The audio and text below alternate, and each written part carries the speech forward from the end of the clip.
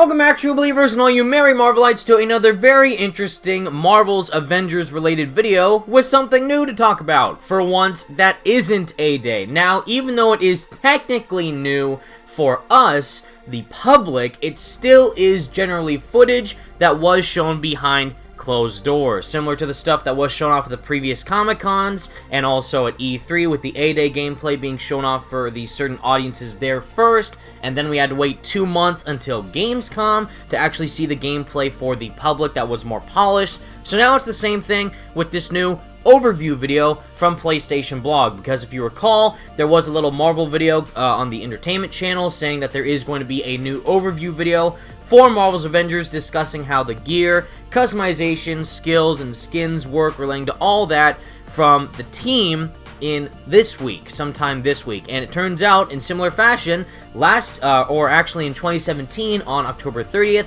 is when we got one of the amazing story trailers for Spider-Man PS4, showing off all the character models like Peter Parker, Mary Jane for the first time, which was awesome, getting more hints as to where the narrative is going in that game. And now 2 years later, on the same day, we now have this video being revealed during Paris Games Week for the public to see regarding the game, which is very interesting. Now, even though it is new stuff for the public, it still is technically old footage that people who have attended previous gaming conventions have already seen, with little bits of new stuff in there. And I haven't seen any of this stuff, any of the stuff that was shown off at the previous conventions, or any of the new customization and skill tree stuff. I haven't seen anything about it, but we do know a lot about it so far from what the developers have said in interviews. But basically, before we begin, there is some interesting posts that I do want to dive into. So first off is actually a post from the entire director of productions at Marvel Games, Eric Monticelli, who's awesome. He's super amazing, and he's very passionate about all the Marvel games that he's a part of. And what he says, once they posted this video on the PlayStation channel, he states, "Here is a concise and detailed look at Marvel's Avengers and what's in store. Lots more fun to share in the coming months until May 15th, 2020 launch, #reassemble." So that could mean, of course, what we know is that we are going to receive a very deep dive showcase as to how the co-op is going to work within the game early in 2020, as well as some other interesting stuff, most likely relating to the story and multiple aspects regarding the game's combat and all that, new characters to reveal. But hopefully this year too, before the year ends, we do get some more stuff like this overview video, which does get a lot more people interested and informed, mainly, most important, actually knowing what the game is. And we also have an entire blog post from the PlayStation Blog. Now, this was written up by Sid Schumann, who's the senior director at Sony Interactive Entertainment, and basically it's about Crystal Dynamics opens up about tailoring loadouts to your playstyle, mission variety details, and more. So again, all this stuff was leaked, which is the biggest problem that I have with this game, is that everything that has been shown off that's majorly important so far has been leaked. Now, of course, that's not the developers' intention to have this stuff leaked, but they're showing it at these conventions behind closed doors, or actually for some people to play a little bit of and then release it to the public. When really what they should be doing is just releasing it to the public straight out and then have people be able to get their hands on it at the conventions afterwards. That way nothing would be leaked, they could reveal everything on their own accord, and then people would be actually surprised as to what's shown off. So even though I haven't seen this video yet, I feel like it's going to be stuff we've already seen through the leaks. So I'm keeping my expectations in check. Obviously, we're not going to get any major reveals, I don't think, like Spider-Man or anything, the PS4 benefits, but I'm still interested to learn more about the game and actually learn the specifics as to how the gear, skills, customization, and cosmetics are all going to operate when the full game launches. So without further ado, we do have this video booted up right now on YouTube, and to read the description before we begin, Marvel's Avengers is a third-person action-adventure game where you play an all-new original Avengers story reassembling Earth's mightiest heroes. This video dives deeply into how you customize superheroes' gear, skills, outfits, and how to launch missions from your helicarrier base of operations to take on AIM. So, it's kind of sad in a way that they have to actually lay it out there for people who are still unaware as to what this game is, because they've done such a poor job of marketing the game so far. They have to literally lay out, this is a third-person action-adventure RPG. that you've played previously with similar games, but it's going to be similar like Spider-Man, similar like Batman, but also similar like Destiny, and similar like Anthem. So there's a lot of elements from all these other types of games that already exist, but people are still confused as to how Avengers is really going to operate once it's out for everyone to play. So that's at least a beneficial statement to clarify for people who don't know what it is, but I still think they themselves, as the developers, should be doing a better job knowing that, informing that to the public, instead of just stating that in a description. But without further ado, I'm interested to see at least some hopefully interesting footage that excites me more, I hope. Without further ado, everyone, let's begin this really interesting overview trailer. So, 3, 2, 1, go.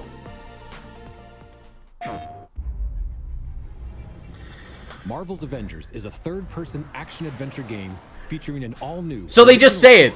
Where you play as your favorite Avengers. Okay. So flat out, they just stated it right there off the bat. The story starts on A-Day at the opening celebration of the Avengers West Coast headquarters in the reveal of the team's new Terrigen crystal reactor. But after being seen too much of A-Day at this point. Explosion that leaves San Francisco in ruins, the Avengers are forced to disband due to public backlash and government pressure. Okay. We know in their this. absence, a new organization rises vowing to protect the world, Advanced Idea Mechanics, otherwise known as AIM. 5 years later, the world is a very different place. In their pursuit of a safer future through science, AIM has replaced superhumans with their advanced synthoid AI. Alright. But under the surface, the signs of a conspiracy against heroes begins to unfold. Oh, those are the Adaptoids. With all superheroes outlawed, okay, an Avengers fangirl from New Jersey named Kamala Khan embarks on a quest to prove her hero's innocence and become who she was destined to be. Alright then. Kamala plays an essential role as the catalyst to reassemble the team. So here's the hub worlds. Perspective and incredible powers. Wow. Only together can the Avengers overcome the dangers in this new world. You'll start by establishing a base of operations in a decommissioned helicarrier, which gets upgraded throughout the story. Is that the Chimera? God, Tony's hair looks... Solo, or assemble online with your friends. Good, UI design not final. Ever-escalating threats. Alright, different suits. I'm not too big on suits, as you guys know, but that was cool. Inspired by over 80 years of Marvel history, as well as original new ones. Alright. As you want to show those? You'll earn and unlock gear. Equip different gear pieces to customize your playstyle and become even more powerful. Power up gear. PIM Technologies. Which will change the way so all the Destiny stuff. Stark Industries, PIM Tech. As you earn experience. There's a lasers. Your heroes to fit your playstyle. So I did see this actually at San Diego Comic-Con, that whole upgrade tree part. You can launch into 2 this is new though. Or this was leaked, but the single player campaign experiences different. Showcasing specific heroes. And Warzone missions, which are played solo or online with up to a total of 4 players. All missions drive the narrative forward, and all of your heroes' progress is shared across the entire game. Alright. So you can fly freely around, but how big are these maps? That's what I'm wondering.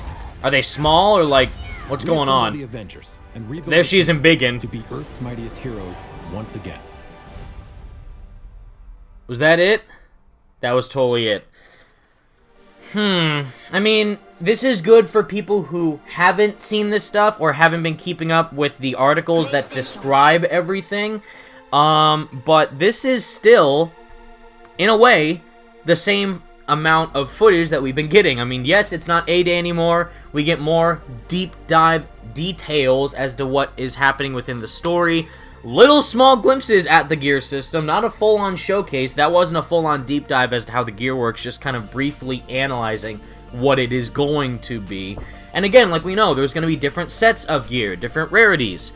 If you've played any RPG before, it should click instantly how this is going to work. So nothing of that really surprised me. Seeing some of the combat moves, like Kamala and Biggin and her kind of jumping around the hub worlds, is cool. And it's very exciting to see Iron Man fly around with Thor, as you saw in that shot, and Kamala jump around. But again, it's open hub worlds, explorable hub worlds. Not open world, but miniature, different, vast majority areas to look around in. but how big are they? So surely they should be pretty wide, considering that they're taking place in major cities, like first off San Francisco and New York, and then most likely other places like Wakanda, or maybe like what we saw, the American Southwest, and possibly Asgard. These other places that are big Marvel locations with huge heavy-hitting characters, which I'm sure they're going to add in the years to come, down the line, new regions, new heroes for free. But how big are they? Because the flying, like Iron Man, it just feels like you're kind of like gliding in a way. You're not really flying at high speeds like Thor or Iron Man could in the comics or the movies or whatever, or just how you could imagine them flying at incredibly fast paces. It just seems like you're gonna be using the flying to get from one place to another, not really doing it for, like, wow, the swinging in Spider-Man PS4 felt so freeing and fast and fluid and so amazing to traverse around this big open world in New York.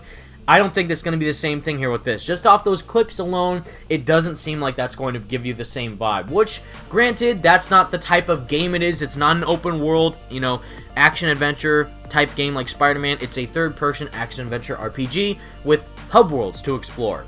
It's a, what they call it, a wide linear game. Kind of like, in a way, you know, like the Tomb Raider games. It's not open world, but you can look around all these areas and explore what they got to offer. So it's not a fully open world game, but there are aspects of exploration and traversal to dive into. That is my biggest concern so far. Combat, like I already said, I'm not worried about that because I'm sure they'll fully polish it up once the game's out. Every character will have their own unique set of skills and different upgrades to look into. You can manage your skill points to upgrade different aspects of your character, so you want them more power hungry or ranged heavy or something like that, like different varieties of play styles for your own Avengers. So there's a lot of differentiation between how you want to attack and fight as this given character, so that is great for people who like to play different ways and build different types of character builds. So that's fun. I just hope that there's a lot of depth to it, and that there's a lot of replayability to choose. Well, wait, I didn't look at this skill tree yet, or oh, shoot, I didn't mean to buy this skill. I meant to buy another skill. So will that work out? We don't know, and I hope that it's just fun. Because right now, what I'm seeing, there's skills to get, gear to unlock, characters to try and use, and all that is screaming at my mind right now, grinding. You're going to be grinding for the best gear possible, best stats, best equipment to take on aim and new missions with higher levels of you know, difficulty. And, oh, if you're a lower level character, you're going to have to grind more enemies and fight previous missions you've done to try and level up your character then to take on the future missions. And will that be an annoyance? I think it will, because Destiny and Anthem have that exact same problem, and based on people's impressions when they've played it at these conventions and this exact type of presentation they've seen behind closed doors, they get the same feeling, the general vibe from that. So, you know, it's great to see more footage. I'm just really concerned what the final product is going to be. But without, you know, any delay, we had that video, which is exactly what I was expecting it to be. But we also now have this article from PlayStation Blog kind of analyzing a bit more stuff from the head of Sony Interactive Entertainment, the communications department, senior director Sid Schumann. So, similar to what they did with Kamala Khan's reveal in New York Comic Con, they had a whole article diving into aspects of her character and her importance and the role of the story and all that stuff. And you can look at the article yourself. I will put it as a link in the description. But right now, I'll just read it, so that way I don't have to do two separate videos discussing both, because that seems a bit, you know, scummy and all that. But let's dive into this article right now with Sid Schumann saying, "The Avengers are a complex group of superheroes, and that complexity takes center stage in the team's upcoming original action-adventure spectacle currently in development at Crystal Dynamics.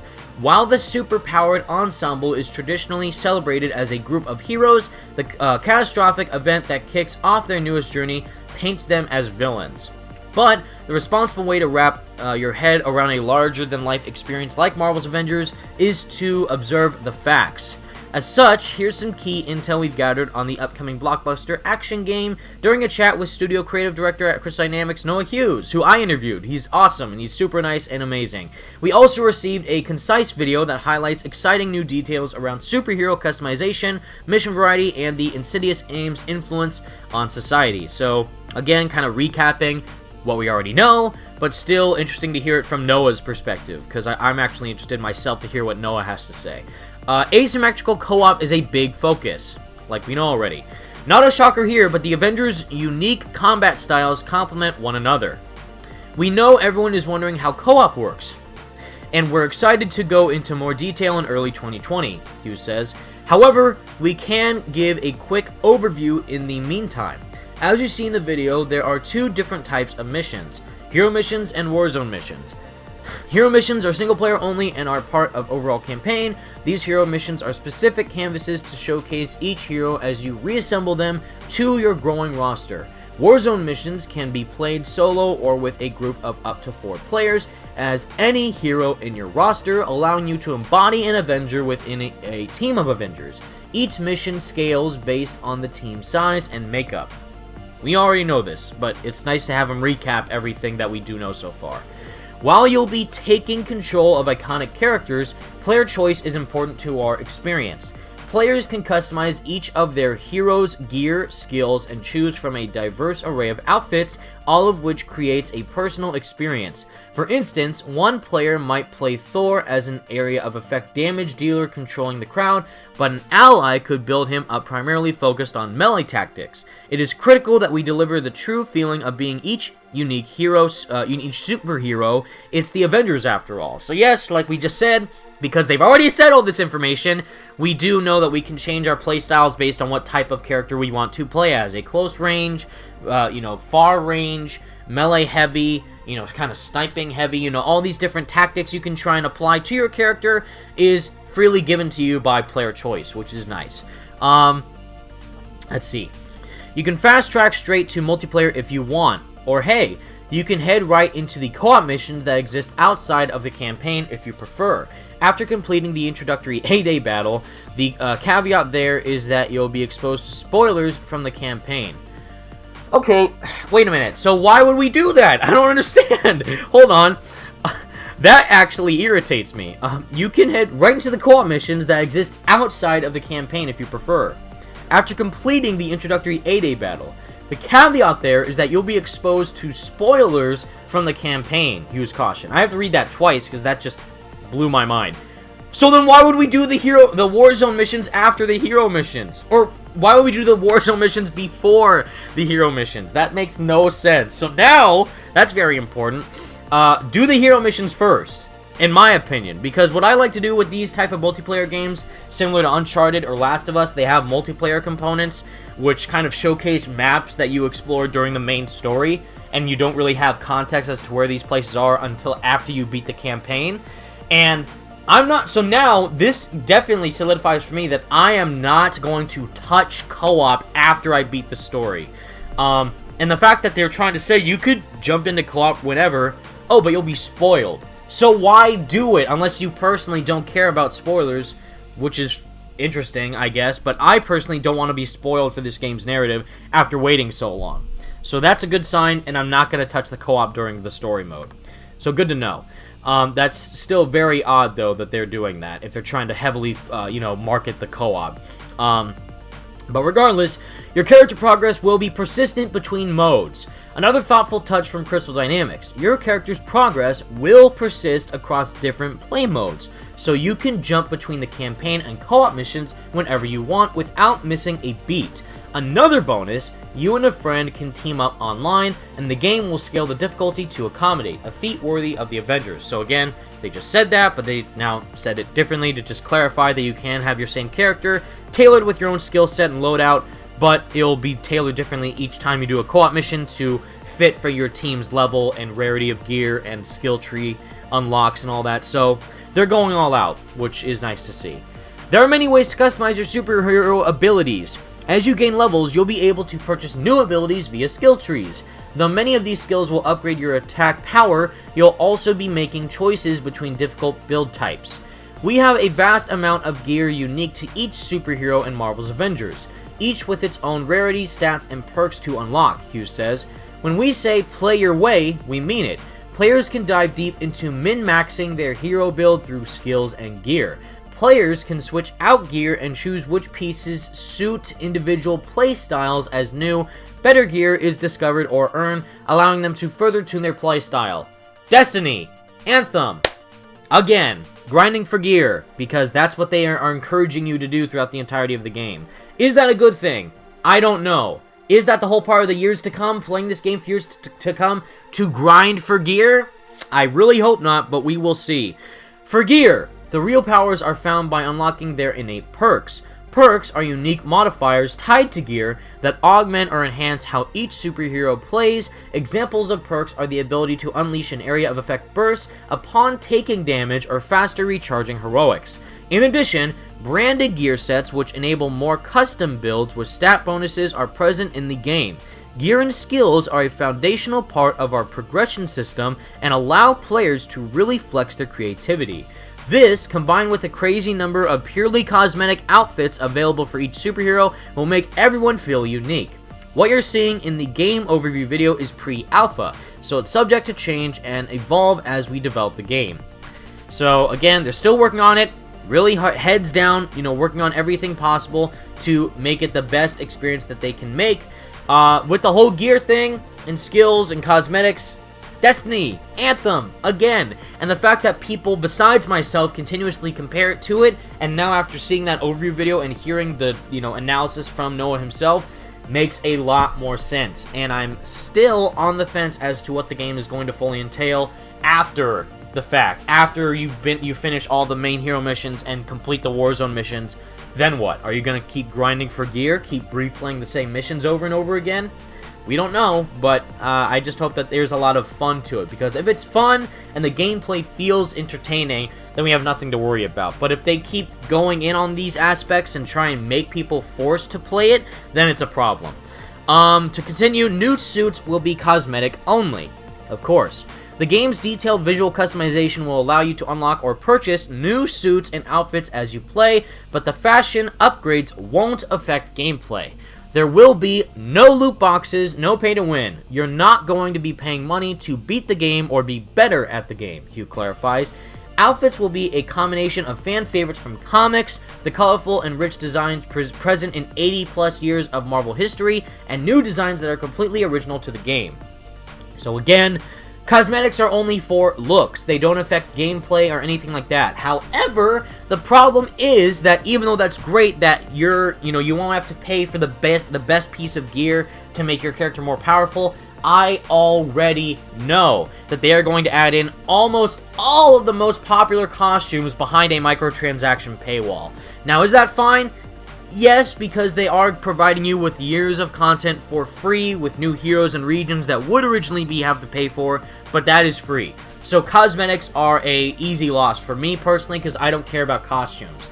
But for the other people that went crazy about the MCU suits and the Raimi suit in Spider-Man PS4, and they got it for free, you already know that the hardcore MCU fans are going to be pissed when they see that the Endgame suits and the Infinity War suits and the Civil War suits, all those movie costumes, are going to be locked behind a paywall. I can sense that happening right now, and I can tell you it's not going to end well. But to continue with the article, the growing influence of AIM. What would a world where superheroes live be without insidious powers to keep in check? AIM, or Advanced Idea Mechanics, rises from the ashes of A-Day, when many people were affected by the Terrigen Mist from the reactor explosion. AIM feels that those affected must be cured, Hughes says. A growing public sentiment is shaped that superheroes are dangerous, and if left unchecked, they could wreak more havoc than good. AIM wants to define mankind's future with reason, with logic.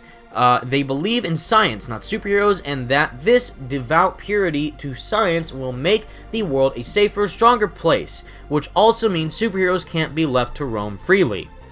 Due to this doctrine of science, AIM has mobilized an AI force to protect the rest of us against superpowered individuals, while claiming to research a cure for those affected by A-Day. Having 80 years of history to draw from, we've recreated classic AIM characters from the comic books through the Crystal Dynamics lens, such as the Keeper, our version of the iconic AIM Beekeeper, so the normal soldiers, our version of the Synthoid, or the all-new Monotronic Exo. This is how AIM stands toe-to-toe as humans versus superheroes. And this is just the start. However, AIM's pursuit of a technocratic utopia is left unchecked, could unleash an even greater threat to the world that only the Avengers could stop. It's up to players to unravel the AIM conspiracy, reassemble the Avengers, and save the Earth. So that's the plot. there you go. For anyone else who was confused as to what you'll be doing, first off, you'll be playing as Kamala Khan as the main protagonist and reassembling the Avengers, but now they give you more depth as to why we're taking down AIM and what's going on with their whole organization. And essentially, yeah, they love technology, hate superheroes because they want people to think that they're the good guys when really they're not. And if that means that MODOK pops out of nowhere, I'm gonna scream. Anyways, to continue, the characters are really in-depth. Any worthy Avenger has a Swiss Army knife of skills that lets them adapt mid-combat. Crystal Dynamics is creating characters with robust battle options.